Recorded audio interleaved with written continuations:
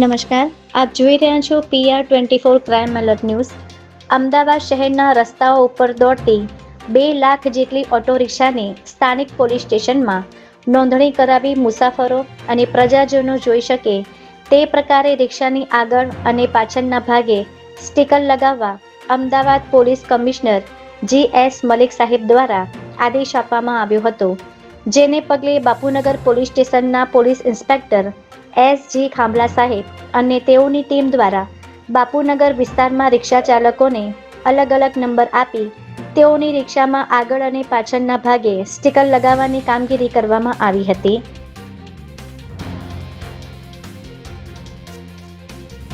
શહેરના છેલ્લા ઘણા સમયથી રિક્ષા લૂંટારૂ ગેંગ દ્વારા મહિલાઓ તેમજ એકલ દોકલ મુસાફરો સાથે ચોરી અને લૂંટના બનાવો વધી રહ્યા હતા.